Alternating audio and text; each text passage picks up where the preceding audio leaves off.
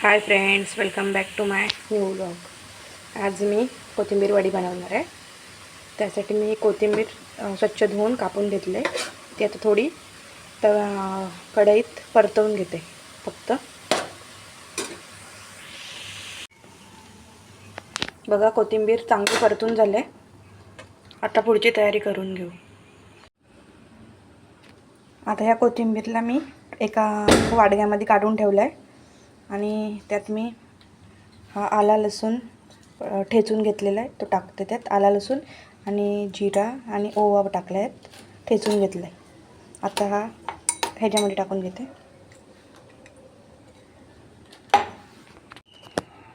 आता यात मसाले घालून घेते. 1 चमचा आपला घरचा मसाला आणि थोडी हळद. बाकी काय घालणार नाही मी त्यात. आणि चवीनुसार मीठ आत्ताच टाकून घेते.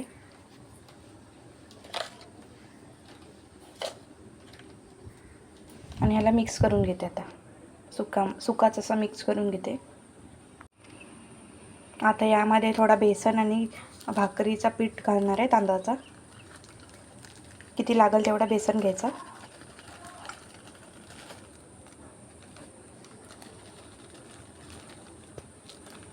आणि थोडा तांदळाचा पीठ घालते. आता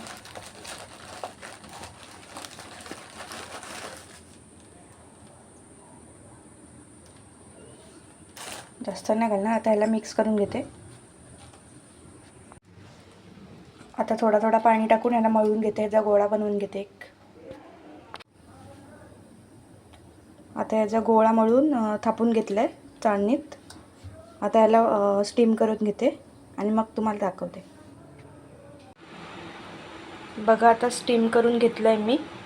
आता थोडा वेळ असं बाहेर ठेवणार आहे पंख्याखाली सुकत. त्यानंतर मग थोड्या वेळाने 1-2 तास फ्रीजमध्ये ठेवणार आहे. त्यानंतर तुम्हाला दाखवते परत.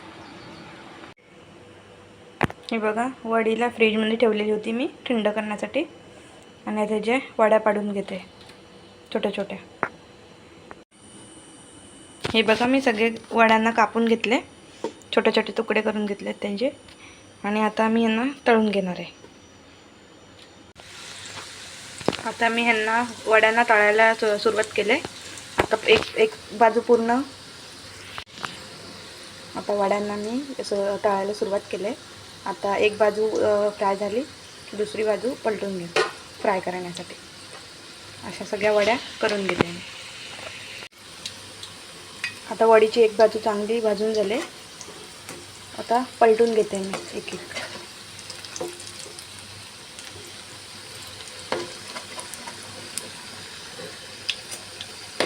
अशा सगळ्या पलटून घेऊन चांगल्या भाजून घेते.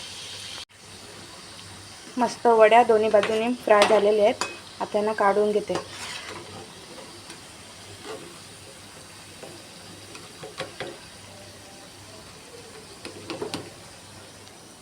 पेपरवर काढून घेते. आता या माझ्यापुरतीच मी तळते, बाकीच्या रात्रीला ठेवलेत जेवणाला.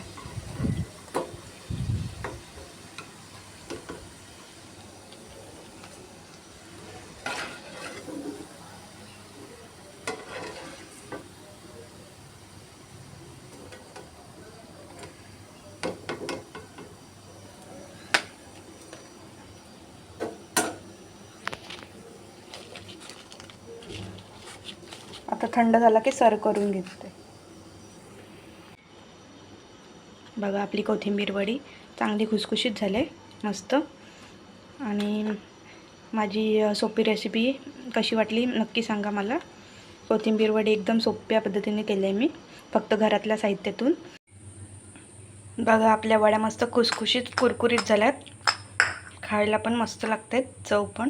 बघा, साधी रेसिपी आवडली असते तर नक्की लाईक करा, शेअर करा, सबस्क्राईब पण करा. Bye, thanks.